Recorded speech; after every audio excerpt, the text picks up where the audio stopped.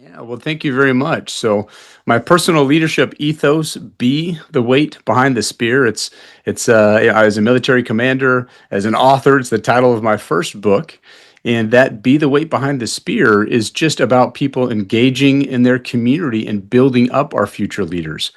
As an emergency doctor, what I've seen over the past several years, there's just an entire generation. I call them the COVID generations. They're really the last half of Gen Z that were shut out of schools, shut out of churches, just during some very critical times in their development. And as a result, there's a very large mental health crisis that's just consuming that entire generation. That's what I see every day as an emergency doctor. I see the anxiety, the depression, and the suicides. And as a military commander, I saw those same groups of kids. You get like these 20, 25-year-old kids, and there's just no resiliency skills, just those basics of leadership and accountability. They just aren't there. And so I'm on that mission to get people to engage their communities, whatever it takes, books, podcasts, TV shows. So I appreciate you letting me get this message out there. Well, I've been super blessed that I've been able to put those two together. I grew up in a really small town. Like my dad was a railroader, my grandfather and my great grandfather were railroaders. So I just grew up in a small rural town, lots of cows in a railroad town.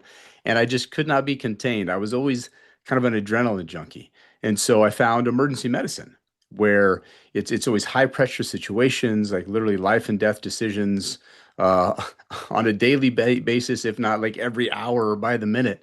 And just learning how to be comfortable with chaos, being very comfortable with the uncomfortable. And then when I found myself in combat, I'd already dealt with a lot of life and death decisions. Now, I will tell you, it is much, much different when it's your own life at stake. So I think my first mortar attack, my first air assault that I was part of, incredibly scary, very high pressure. And once you learn to really thrive and focus on what matters, and for me, like just like family, community, developing our future leaders, those things I'm very passionate about.